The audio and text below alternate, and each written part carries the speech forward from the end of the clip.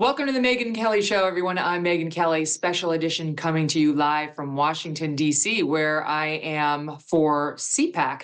And I was not expecting to be on the air today, but we had such significant breaking news in the Fani Willis debacle that we had to put an episode out for you. So that's what we're doing today. And Phil Holloway, who's the founder of Holloway Law Group, a lawyer down in Cobb County, right where this is all happening. He knows a lot of the players in the case, is with us. And we're going to get you updated on the bombshell developments that dropped earlier this morning. Phil, thanks for being here. Always happy to be with you, Megyn. Good afternoon. Thank you very much, and to you. All right, so let's just start with the headline. The headline is that the defense lawyers for Trump filed a brief today attaching an affidavit from an investigator who works for the defense, who went and somehow, you're going to explain how, managed to get a subpoena for Nathan Wade's cell phone records, not all of his, the specifics of his texts, but that show where he was, what cell phone towers his phones were connecting to, how many times he called Fani Willis, etc. There's a ton of detail in here. And what they are saying is that there's really no doubt that these two were in excessive contact throughout at least 2021, long before they said their affair began under oath in 2022, to the tune of 12,000 text messages over the 11-month period they looked at in 2021, and over 2,000 voice calls in that same period. I was averaging it out. It's basically, I think, 180 text messages a month, which is a lot, or it's 180 voice calls a month, which is insane. I went back just for kicks to see how many voice calls my husband and I had this month, Phil, and it was 46.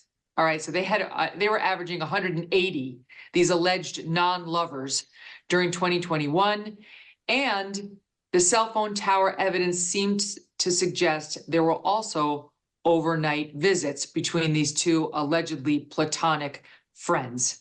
So what was your takeaway in what you read this morning? Yep. So that's quite something. And of course, we have not heard their response, but I don't know what their response could be, because what they did, they used something called geofencing, which basically, law enforcement uses it all the time to solve crimes. Anytime somebody goes somewhere with a smartphone, it can be tracked. And this is, quite frankly, one of the first times I've ever seen it used this way by the defense in a criminal case. But last week, when we heard Steve Sadow questioning Nathan Wade and Fani Willis, he asked some questions that led me to believe that he just might have cell phone data. And lo and behold, he's working in connection with Ashley Merchant, who represents Mr. Roman, who first brought this whole thing to light. They sent a subpoena to the cell phone providers, and they got the data. And they ran it through fancy software that investigators use. And by the way, private investigators who work for criminal defense lawyers, they can get the same training that cops can get. And so the tables have really been turned. This data, Megyn, shows that he was at, her place, or maybe that safe house, or remember the witness that said, that it was at her home for a while. She's the one that saw them together, saw them acting like her former friend, Robin Yurty, who turned on her and testified. That was the resident. She just to bring people up to speed. That was the friend Robin Yurty, who was her very good friend since college, and also testified the affair was going on long before 2022. Also said that after Fani was getting harassed at her home, she allowed Fani to move into Robin's condo for a period of time, and it appears to include most of 2021. Yeah. And that's where Fani was during all this time. And the defense was making a big deal during the hearing we watched last week of how many times did Mr. Wade visit you there? That's what you're talking about? Yeah, and that's the residence that they use. After his testimony, they went back and compared the cell phone data, and they found him going there, from you know, in the evening, maybe, you know, 7, 8, 9 o'clock to 3, 4, 5 o'clock in the morning, right? So this is not the time when you're just basically over there visiting your boss, you know, preparing for court, right? This is the time when you're doing things, maybe sleeping together. But this is not the general sort of, we're just going to hang out and have drinks kind of time, right? Oh, and This, let me put some numbers on that. So what the private investigator Charles Middlestad is saying is that the cell phone records show that at a minimum of 35 occasions, when Mr. Wade's phone connected for an extended period to either one of these towers in close proximity to where Fani Willis was living, the data reveal he is stationary and not in transit, so it's not like he's doing a flyby. So at least 35 occasions in those 11 months, in addition to the 2,000 voice calls and just under 12,000 text messages. And the two instances that he highlights are the ones you just made reference to. September 11th, overnight into the 12th, 2021, of course, before Nathan Wade was hired as special prosecutor, showed he arrived at Fani Willis's house at 10:45 p.m. and stayed until 3:28 a.m., arrived back at his home at 4:05 a.m., and then sent a text to Fani Willis at 4:20 a.m. Now, look. yeah, that's the I made it home safe text, right? This is Phil, this is to me what an affair looks like. Well, right? it does. He was still married. I think he was still living with his wife at this point. Because I'm like, why would somebody leave the house of their affair partner at 3:28 in the morning? And I don't know. I guess we'll find out eventually, maybe. But it certainly might be something someone who didn't want their wife to know they had left the house might do. Because he did it again. The other example is November 29th to 30th, 2021. And he arrived at her home at 12:43 in the morning and stayed there until just before 5 a.m., 4:55 a.m. And remember, this is just comparing his known residence to that known location. That's the only two they looked at. If they start looking at other things, who knows what they're going to find? Think about his testimony and her testimony in court and how many times it was asked, you know, did you ever cohabitate together and all this kind of stuff? And they were like, no, there was no cohabitating, no spending the night. Well, I guess it depends on what your definition of spending the night is. Because if you leave at 5 o'clock in the morning, maybe you say, well, it wasn't quite the whole night. I don't know. But we're splitting hairs. That is just not going to fly. But I'll play a little laughable. bit of that sound so people can be reminded. SOT 3 is that claim you just referenced. Watch. I have gone to a condo in Hapeville. Okay. So Hapeville. Yes, ma'am. So you have gone to a condo with Miss Willis in Hapeville. I have. Have you spent the night there? Never. Never spent the night. Never. Did Mr. Wade ever visit you at the condo that you leased from Miss Yurdi? He visited that condo, yes. He did. Yes. Did he ever spend the night at that condo? No. Just visited. Yeah, but he did visit for sure. Did anyone else stay with you at the Yurti condo, including Miss Yurti? Never. Miss Yurdi never lived in the condo. My word was stayed, not lived. Stayed with you at the condo. I guess I don't understand the distinction, but no one ever, I think my baby, my oldest child, I think she spent one night with me, maybe my oldest and my youngest. But I think that whole time I was in that place, other than that one night, I don't think anyone ever, there was a very lonely period in my life. I don't think anyone ever spent the night other than maybe one night.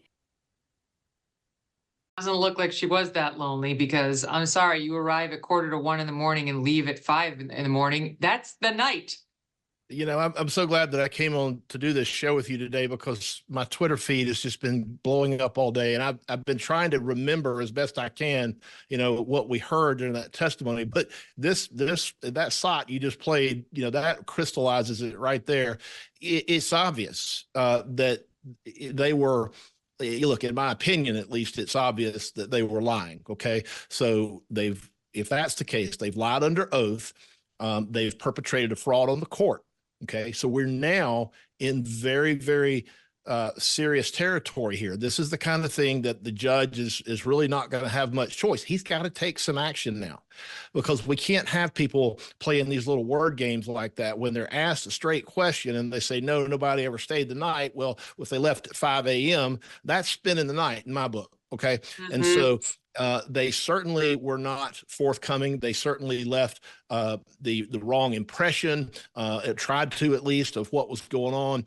And so the question becomes, if they're lying about that, Megan, what else are they lying about? And that's when the whole thing ties together with the cash, the untraceable cash. The judge, if he finds that a witness has lied or is untruthful, he is entitled to disbelieve all of their testimony about everything else, and that includes the cash. I mean, and this is ignoring the big lie that we think they told, which is their affair did not begin before 2022. After she hired him. I mean, the reason whether he slept over and the number of texts and the number of phone calls is relevant is it doesn't sound like a platonic relationship. I practiced law for 10 years. I never had a co-counsel come over and spend the night from 1 a.m. to 5 in the morning. And I was a single woman for most of that time. Didn't happen. And there's a reason.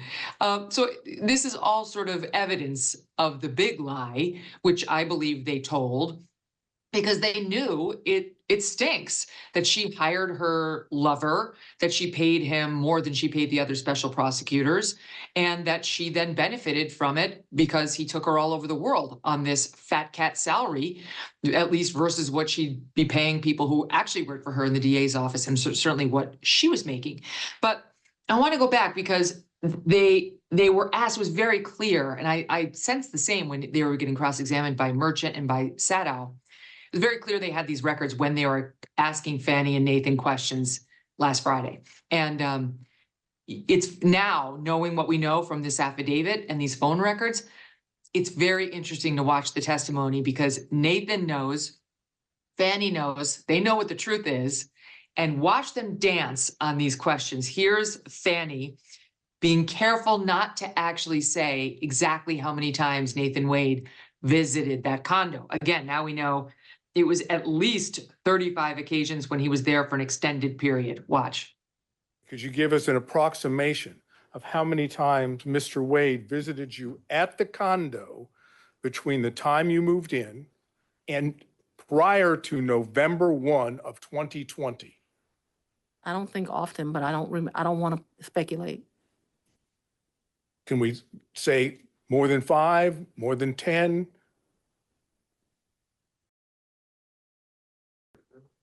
I'm going to tell you the problem I'm having here. Let's say more than 10, but I'm not sure that that's even accurate. He certainly has come and picked me up, gone and grabbed some food to eat. I don't remember him being in that condo a lot. That's I'm sorry. You want a number, and what I don't want to do. Giving me your current and best recollection is all I'm asking for. That's all I can give you, sir. Okay, and now here's Nathan Wade, just for the audience, because the name is interesting. It sounded like Hateville, Georgia. I remember thinking that when last Friday, thinking, who would name their town Hateville? It's Hape with a P, like Paul, Hapeville. Here's Nathan Wade's commentary about the number of times he visited the condo. Your answer is yes. Prior to November 1st of 2021, you would have gone to the Hapeville condo and been there with Miss Willis, correct? Yes. And you would have been there, as you indicated, for many reasons, right? Yes. Can you give me, just list a few of the reasons? Miss Yurdi resided there, went to visit her, maybe went to talk about a document that I received. You would go to the condo to talk about a document that you received? Absolutely. Okay, go ahead. Absolutely. Any other reasons? None come to mind. None come to mind? No, sir. And would you say that was frequent?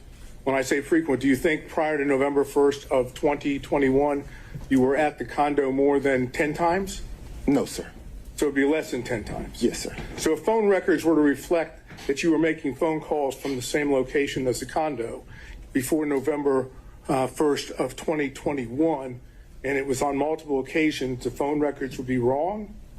If phone records reflected that, yes, sir. They'd be wrong. They'd be wrong. Any other reasons why you would be in the Hapeville area on multiple occasions prior to November 1st of 2021?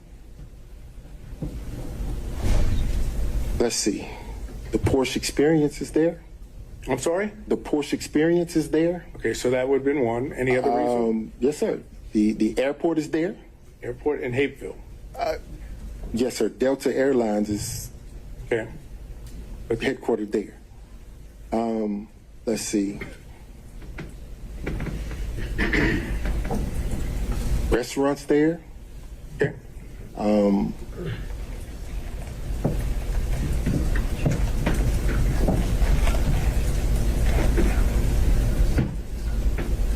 If that's your recollection, that's fine. I'm not asking you to try to remember everything.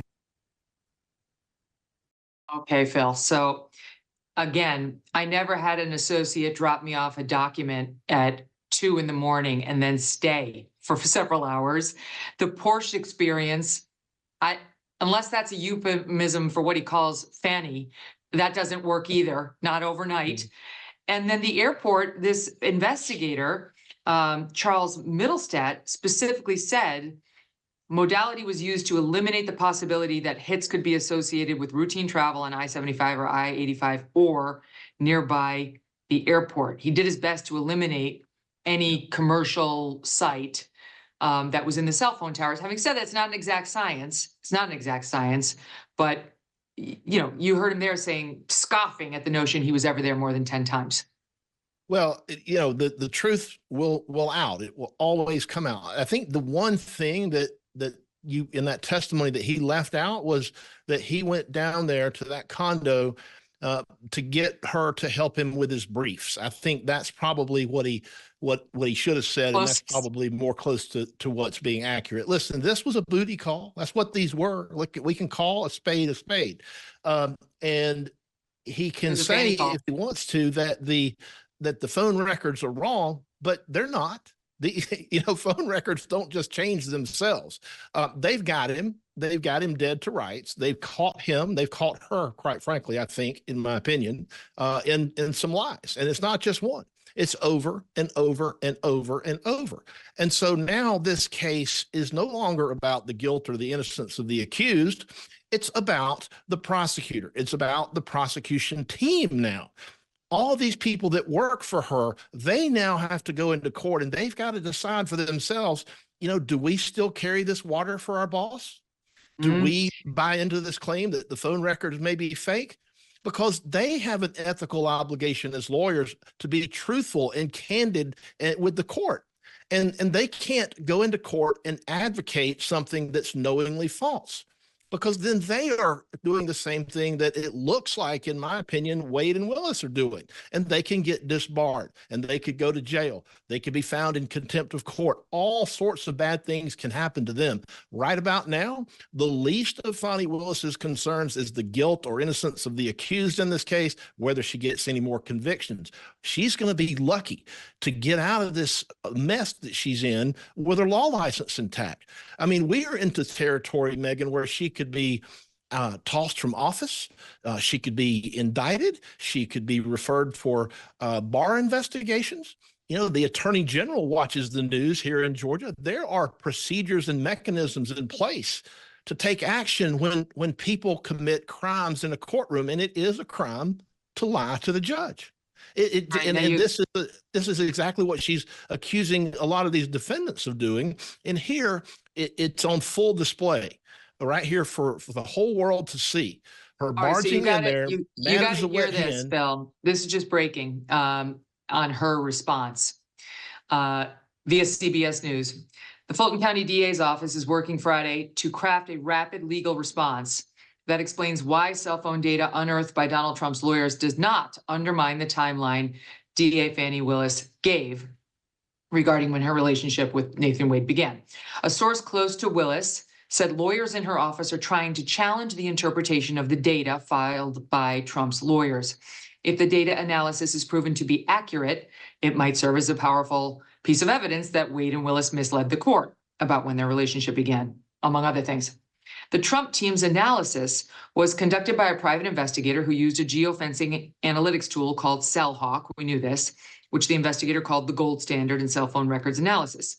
On Friday, lawyers for the DA's office were trying to find their own expert witnesses who would be able to counter what the Trump lawyers have asserted, according to the source. Their hope is to be able to file a response as early as Friday or this weekend. Quote, the interpretation of the data is not what you think it is, end quote, the source told CBS News. Lawyers for the DA's office are not expected to claim that Wade did not visit the condo on multiple occasions. Indeed, both Wade and Willis have testified that Willis was there as many as 10 times, but they will maintain that the relationship had not developed into a romance during that period. By the way, nice sleight of hand by CBS News. They both testified that he was there as many as 10 times. They don't point out, we just heard him testify, definitely not more than 10. Okay, anyway, going on. The source also says that it was not uncommon, all right, ready for this, Bill? For Willis to hold work meetings at the condo. Wade was not working in the DA's office until November of 21. Oh my gosh. But the source says he was part of her, quote, kitchen cabinet. Before that, in one meeting, according to the source, Wade was involved in discussions about the Atlanta spa shooting case in which 8 people were allegedly shot to death by a disturbed gunman. So this is the kitchen cabinet, not the kitchen sink, but the kitchen cabinet defense. I mean, she's a tough boss if she's calling you over there for 6 hours overnight when you're supposed to be getting your sleep pill. You know, I mean, it was the kitchen. I mean, honestly, it's so incredulous. I just can't believe that this is their excuse. This is something that just absolutely defies all logic and credibility. It's worse than the cash explanation. Megan, this is worse than the cash. She's saying that he was over there till 4 or 5 o'clock in the morning on a kitchen cabinet meeting. I mean, I don't know what rooms they visited each other in. Maybe some of them were the kitchen. Maybe it was the back patio. Who knows? But this cell data it's there. I know this investigator. He's very good. He's as good as the cops are. He's better than a lot of cops. He's not going to be impeachable in the sense that, you know, his work product is not going to be something that they're going to be able to easily dispel. And here's the other thing. I was thinking about this when you were reading that response. Do you think that this was the only evidence that the Trump team and the Roman defense team are holding back? Or I'm pretty sure they've got more. So what's going to happen, we're going to see them come out with some cockamamie type of response. And then round 2 comes. And then, you know, it's the kind of thing where you give them enough rope and let them hang themselves. That's exactly what these defense lawyers are doing, and they are doing it exquisitely. Well, can I tell you something? If I were a lawyer in Fani Willis's position right now, and I really had nothing to hide, I really hadn't been having the affair prior to when I testified I'd say, Judge, let's go on camera and I'll show you the texts. We did text a lot because he was helping me on that shooting, or he's part of my kitchen cabinet. Here are my texts. Here are his texts. If it was a completely platonic affair, the odds are those texts are going to be completely anodyne and boring. But the odds are very different if it was a love affair. And there's probably going to be some hot and steamy things in there or expressions of love. Let's see them. Show the texts if you're so innocent. Let's see them. Yeah. And the other thing that is worth pointing out for people who may not be familiar with the Atlanta area, you know, East Cobb County is very close to where I'm sitting now, but it's no easy task to get all the way down to Hapeville. You know, I guess at midnight, 1 in the morning, 4 or 5 in the morning, there's not that much traffic. So he's got that going for it. But this is not normal business working hours. This is the time when you're I can't really think of any other reason that they would be visiting one another at 2, 3, 4, 5 o'clock in the morning, unless it was having an affair. If it were innocent, then why would you lie about the number? If it were innocent, you'd say, oh yeah, definitely more than 10. It was dozens of times. We were working on a bunch of matters. We were friends. I was her mentor. You wouldn't downplay. You wouldn't start talking about the Porsche experience. This is like the whole thing smacks of dishonesty. But I have a couple questions I want to ask you about. And I want to get back to the cell phones because there's more there. How did they get a subpoena for the cell phone records of the prosecutor? That is extraordinary. Yeah, so I've seen in the filings, there's at least part of the subpoena, and it actually Ashley Merchant appears to be the one who sent the subpoena. So somehow they would have been able to get Nathan's cell phone number. I've got it. I know what his cell phone number is. I've had it for a long time. But somebody also had to get her cell phone number. And this tells me that they've got sources. They've got people that are close to her that that are perhaps helping provide them information. You know, once you get that, you just have to send the subpoena. You're a criminal defendant. You have the right to what's called compulsory process. That means you can compel the attendance of witnesses and the production of documents and other evidence. Now, we don't see this often. We don't see this often happening from the defense, but it can happen. Prosecutors do it all the time. Fani Willis, she used the grand we're used jury. To it going the other way. I've never seen a defendant used the grand jury. She was get the cell phone records of the prosecutor. She was wielding those grand jury subpoenas like just a wild woman. She was sending grand jury subpoenas for lawyers, case files, and all kinds of things that I think should have been attorney-client privilege. And I still don't know why none of that was really objected to, because she was invading the attorney-client privilege in the investigation itself. But in any event, back to your original question before I get too far off, the lawyers are making full use of the compulsory process, the right to compel through the subpoena power of the court to compel the production of evidence. And, you know, all they needed is the phone number. And of course, then they have the address, and then it's easy to start putting things on a map, plotting it out. You but triangulate. when you have this, you know, he's visiting till 5 a.m.